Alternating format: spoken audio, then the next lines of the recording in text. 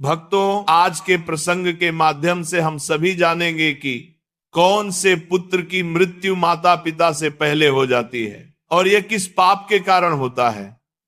प्रिय भक्तों, इस प्रकार की घटनाएं अक्सर हमें देखने को और सुनने को मिलती रहती है कि किसी पिता के सामने उसके जवान पुत्र की मृत्यु हो जाती है और कुछ दुष्ट बेटे अपने माता पिता को बहुत प्रताड़ित करते रहते हैं, उनके साथ दुश्मनों जैसा बर्ताव करते हैं। भक्तों, आखिर ऐसा क्यों होता है?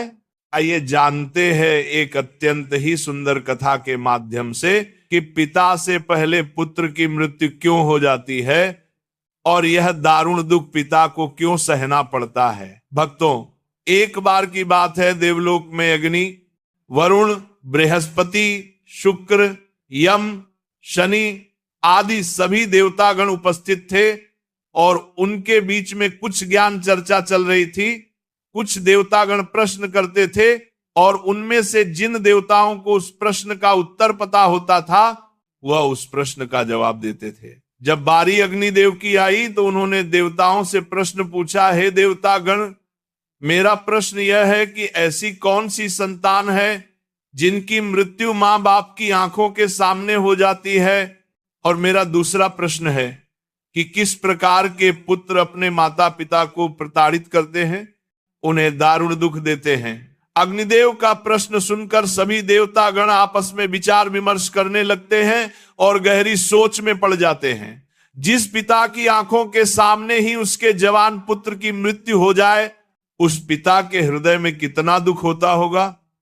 विधि के विधान के अनुसार तो होना यह चाहिए कि पहले पिता की मृत्यु हो और पुत्र ही पिता का दाह संस्कार करें, लेकिन कई बार दुर्भाग्यवश पिता को अपने उन्हीं हाथों से अपने पुत्र का अंतिम संस्कार करना पड़ता है जिन हाथों से वह अपने पुत्र को पाल पोस कर बड़ा करता है। ऐसी स्थिति में एक पिता को जीवित होते हुए भी मृत्यु के समान कष्ट सहना पड़ता है। भक्तों, कई बार कुछ बेटे अपने माँ बाप के साथ शत्रु जैसा व्यवहार करते हैं, उन्हें मारते पीटते हैं, उनकी देख रेख नहीं करते, उन्हें अकेला छोड़ देते हैं। देवलोक में अग्निदेव के प्रश्न को लेकर चर्चा चल रही थी। किसी को समझ में नहीं आ रहा था कि आखिर ऐसा होता क्यों है। प्रश्न बहुत ही महत्वपूर्ण था। तभी देवलोक में नारद जी का उस सभा में आगमन होता है। सभी देवताओं ने खड़े होकर के नारद जी का अभिवादन किया और उसके बाद अपने स्थान पर बैठ गए। फिर नारद जी ने पूछा, हे देवतागण, आपके सबके मध्य किस बात पर चर्चा चल रही थी? किस प्रश्न को लेकर आप सभी इतना व्याकुल हो रहे हैं? तभी अग्निदेव खड़े होकर कहते हैं, हे वीणाधर, हम ये जानना चाहते हैं कि ऐसी कौन सी संतान है जिनकी मृत्यु मां बाप की आंखों के सामने हो जाती है। और मेरा दूसरा प्रश्न है कि किस प्रकार के पुत्र अपने माता पिता को प्रताड़ित करते हैं, उन्हें दारुण दुख देते हैं। भक्तों, अग्निदेव का प्रश्न सुनकर देवर्षि नारद जी कहते हैं, हे देवतागण, प्रश्न तो बहुत ही उत्तम है और इसका उत्तर प्रत्येक मनुष्य को सुनना चाहिए। नारद जी कहते हैं, हे देवतागण, मनुष्य का जीवन उसके पूर्व जन्म पर आधारित होता है और यह भी जरूरी नहीं है कि उसका पूरा जीवन ही पिछले जन्म पर आधारित हो, लेकिन पिछले जन्म के कुछ कर्म ऐसे होते हैं जिनका हिसाब किताब मनुष्य को अगले जन्म में पूरा करना पड़ता है। पहले हमें यह समझना होगा कि कैसे आपके द्वारा किया गया कर्म आपकी गलती तय करता है और आपका कर्म ही आपका भविष्य को निर्धारित करता है। कर्म 3 प्रकार के होते हैं। नंबर 1 संचित कर्म, नंबर 2 प्रारब्ध कर्म, नंबर 3 क्रियमाण कर्म। इन तीनों कर्मों का अलग अलग फल मनुष्य को प्राप्त होता है। इनमें से जो संचित कर्म होते हैं, ये कर्म हमारे पिछले जन्मों में किए गए कर्मों का संग्रह होता है। इसका प्रभाव दीर्घकालिक होता है और यह हमारे जीवन चक्र को प्रभावित करता है। ऐसे कर्म हमारे अगले जन्म में हमारे साथ रहते हैं और उन्हीं कर्मों का फल हमें कभी कभी दुख और सुख के रूप में भोगना पड़ता है। मृत्यु के बाद यह भौतिक शरीर तो नष्ट हो जाता है, लेकिन जो सूक्ष्म शरीर होता है वह जन्म जन्मांतर तक आत्मा के साथ जुड़कर रहता है और हमारे जितने भी सगे संबंधी होते हैं वे सभी किसी ना किसी कारणवश हमारे साथ आते हैं, कभी किसी जन्म में तो कभी किसी जन्म में का हिसाब चुकाने के लिए अलग अलग रूपों में आते रहते हैं। देवर्षि नारद जी की बात सुनकर सभी देवतागण कहने लगे हैं, हे देवर्षि, आपकी ये बात हमारी समझ से परे है, थोड़ा और सरल भाषा में हमें समझाइए। तो नारद जी कहने लगे, हे देवतागण, ध्यान से सुनिए, मैं तुम्हें एक अद्भुत और ज्ञानवर्धक कथा सुनाता हूं। इस कथा के माध्यम से आपको यह जवाब मिल जाएगा कि पुत्र की मृत्यु पिता से पहले क्यों हो जाती है और कौन से पुत्र अपने माता पिता को दारुण दुख देते हैं। देवर्षि नारद जी की यह बात सुनकर सभी देवतागण शांत हो जाते हैं और कथा सुनने लगते हैं। कथा सुनाते हुए देवर्षि नारद जी कहते हैं, हे देवतागण, प्राचीन काल की बात है। एक गांव में एक किसान रहता था। उसके परिवार में उसकी पत्नी और एक लड़का था। किसान के लड़के का नाम नकुल था। कुछ सालों के बाद किसान की पत्नी की मृत्यु हो जाती है।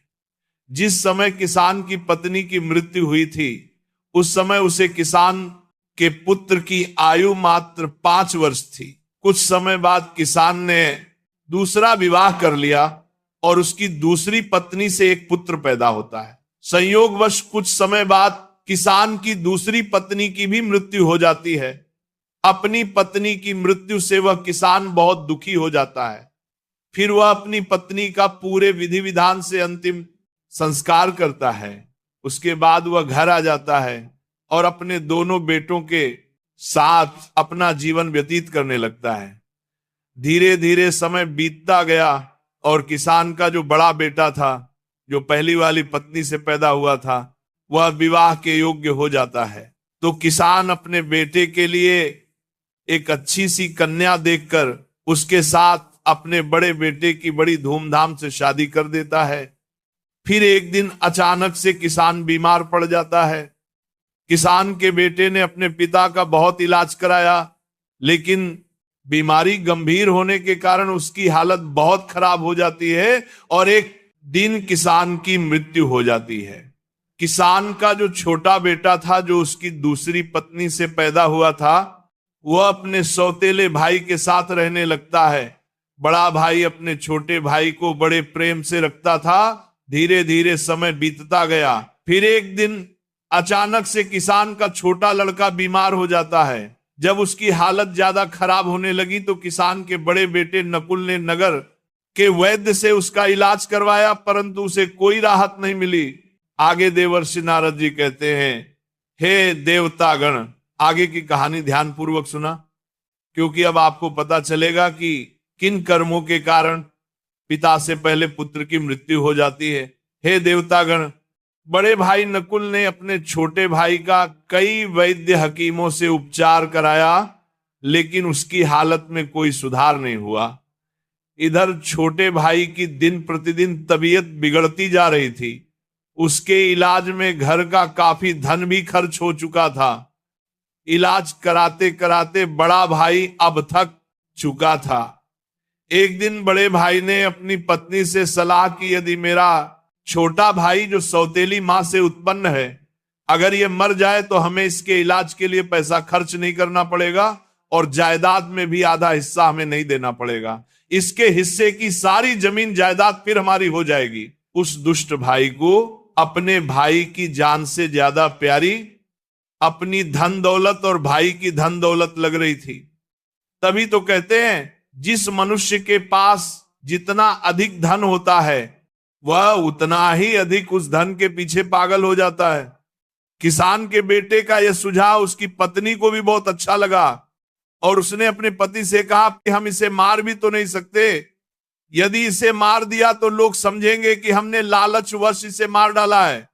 क्यों ना हम ये काम किसी वैद्य से करवाएं। आप जाओ और किसी वैद्य को धन का लालच देकर उससे कहो कि वह दवाई के बदले मेरे सौतेले भाई को जहर देकर मार दे। इससे किसी को पता भी नहीं चलेगा और कोई रिश्तेदार हम पर शक भी नहीं करेगा। सब लोग कहेंगे कि ये बीमार था, इसलिए बीमारी के कारण इसकी मृत्यु हो गई। बड़े भाई नकुल ने पत्नी की बात मान ली और मन में विचार करने लगा कि यदि किसी वैद्य से बात की जाए तो हमारा काम बन जाएगा। फिर क्या था, बड़े भाई ने ऐसा ही किया। वह वैद्य के पास जाता है और उसे धन का लालच देता है।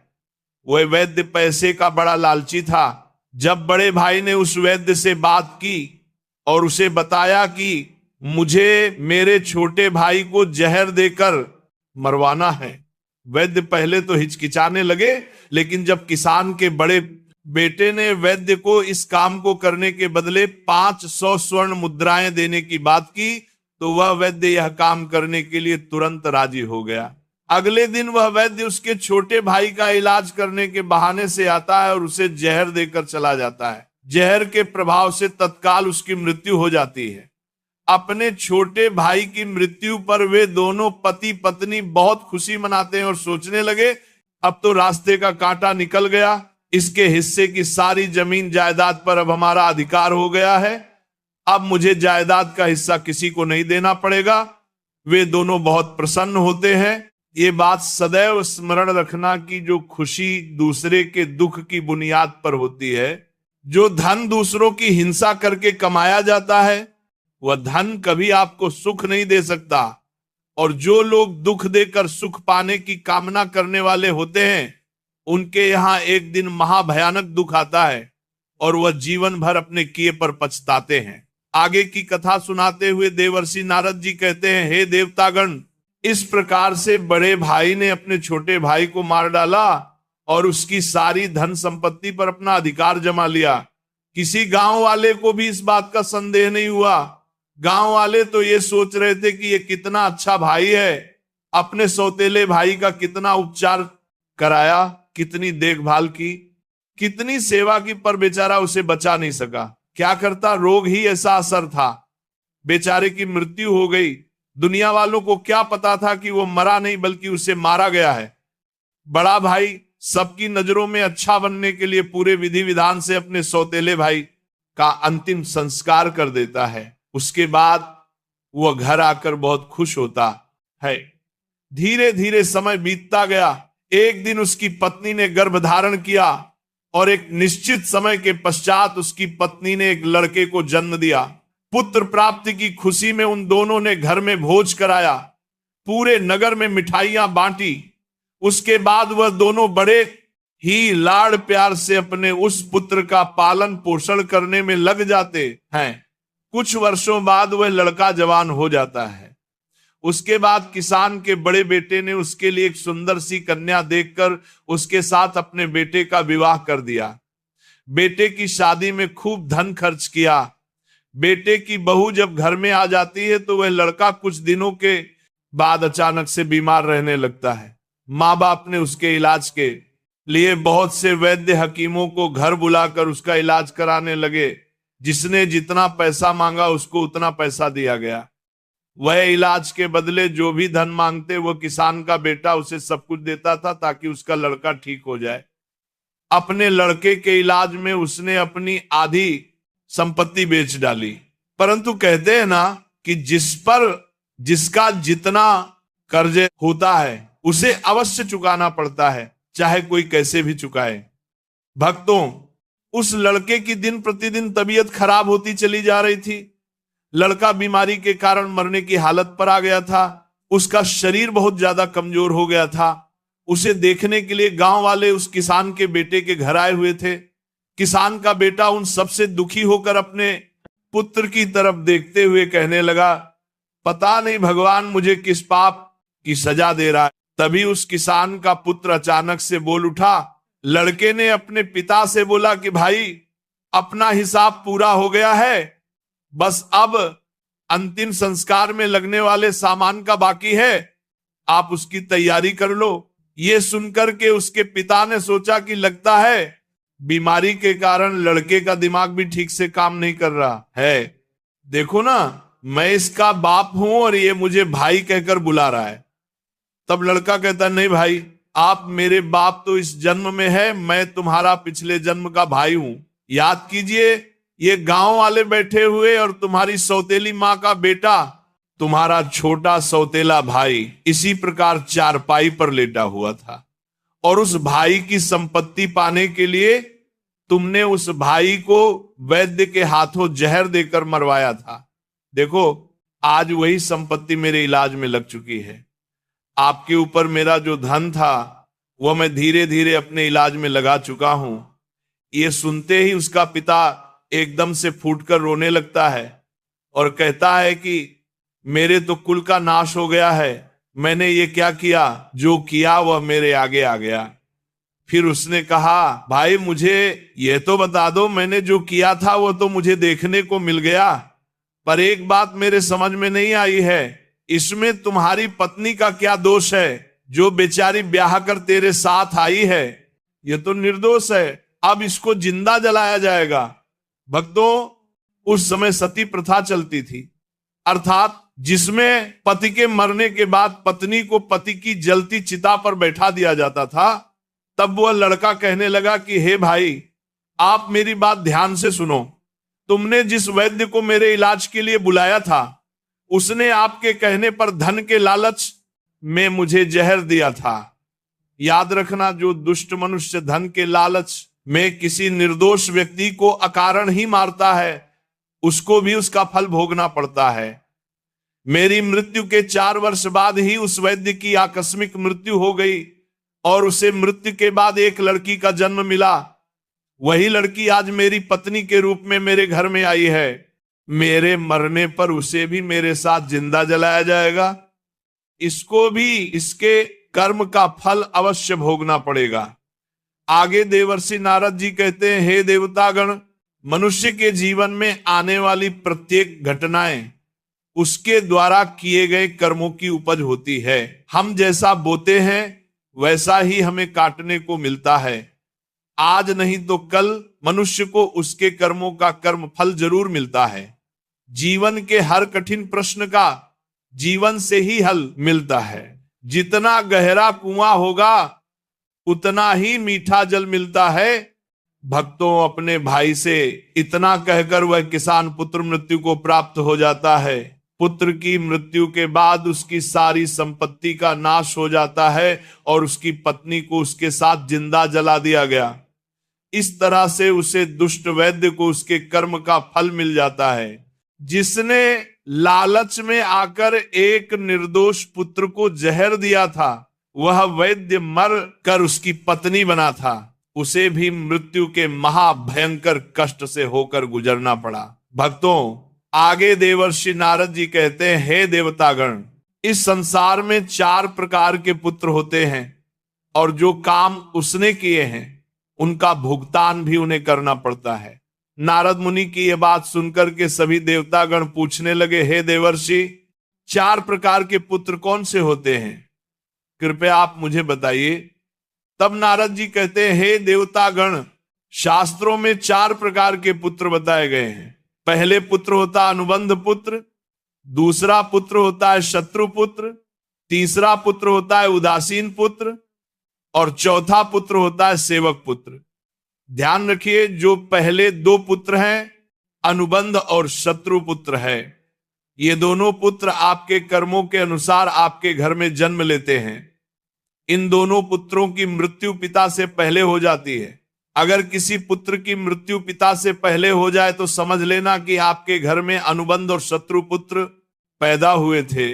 धार्मिक मान्यताओं के अनुसार यदि आपने अपने पूर्व जन्म में किसी को किसी भी प्रकार से प्रताड़ित किया है या उसे दारुण दुख पहुंचाया है, तो याद रखना वह व्यक्ति आपसे किसी भी तरह का बदला लेना चाहता है, लेकिन वह किसी कारणवश बदला नहीं ले पाया क्योंकि वह कमजोर था और वह इसी तरह तड़प तड़प कर मर जाता है। तो निश्चित मानिए वह व्यक्ति इस जन्म में आपका पुत्र बनकर लौटेगा और फिर वह अपना बदला पूरा जरूर करेगा और आपको अपनी आंखों के सामने अपने ही पुत्र की मृत्यु देखनी पड़ेगी।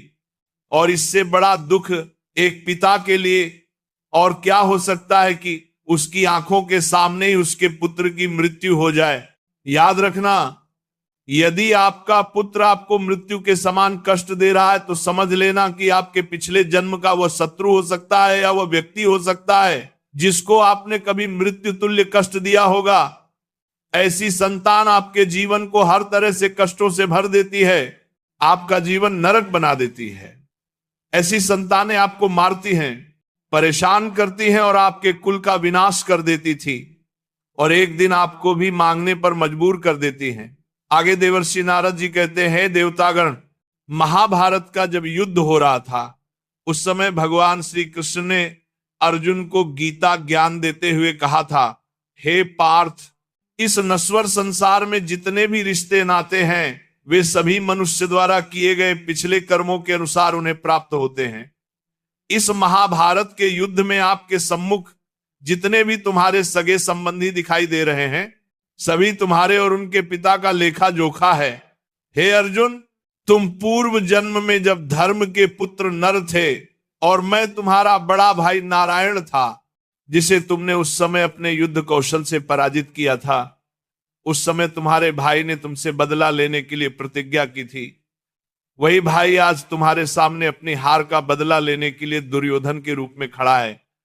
फिर भगवान श्री कृष्ण कहते हैं, हे पार्थ, प्राणी को अपने कर्मों का फल भोगना पड़ता है। जिसका जिस पर कर्ज होता है वह उसका कर्ज कई जन्मों तक चुकाता है। मित्रों, यही बात भगवान श्री कृष्ण ने पितामह भीष्म से कही थी। यह बात महाभारत काल की है। महाभारत का भीषण युद्ध समाप्त हो चुका था। विजेता पांडव सभी भाइयों सहित भगवान श्री कृष्ण के साथ पितामह भीष्म का आशीर्वाद प्राप्त करने गए थे।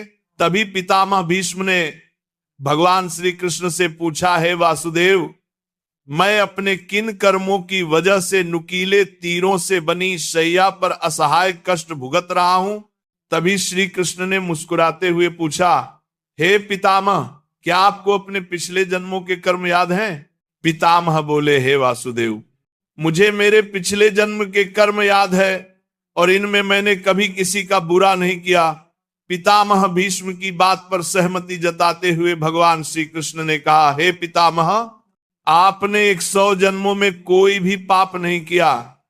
आपको ये सजा आपके 101 जन्म की मिल रही है। 101वें जन्म में आप एक राजा थे और एक बार आप शिकार खेलकर जंगल से गुजर रहे थे और शिकार खेलने के कारण आप बहुत थक गए थे। फिर एक पेड़ के नीचे कुछ देर आराम करने के लिए बैठ गए। तभी उस वृक्ष पर से एक कीड़ा आपके ऊपर गिरा। आपने गुस्से से उस कीड़े को अपने बाण से उठाकर पीछे फेंक दिया। वह कीड़ा पीछे कांटों के ऊपर पीठ के बल जा गिरा और उसकी पीठ में नुकीले कांटे घुस गए। उसे कीड़े ने उन कांटों से निकालने की बहुत कोशिश की, परंतु वह जितनी कोशिश करता कांटे उसे उतना कष्ट देते थे। इस अवस्था में कई दिन तक वह कीड़ा जीवित रहा। उसकी तकलीफ में आपका नाम दर्ज हो चुका था, लेकिन आपके पुण्य कर्म इतने प्रबल थे कि वो पाप फलित नहीं हो पा रहा था। इस बात को सुनकर भगवान श्री कृष्ण से पितामह बोले, फिर आज क्यों? पितामह के इस सवाल पर श्री कृष्ण ने उन्हें बताया, दुर्योधन की सभा में जब द्रौपदी का चीरहरण हो रहा था तब उसे बचाने में आप समर्थ थे। इसके बावजूद भी अपने दुर्योधन को रोकने की कोई कोशिश नहीं की। उसी समय आपका सारा पुण्य क्षीण हो गया और 101 जन्म पहले के इस पाप को फलित होने का मौका मिल गया और उसी का परिणाम आज आपको भुगतना पड़ रहा है।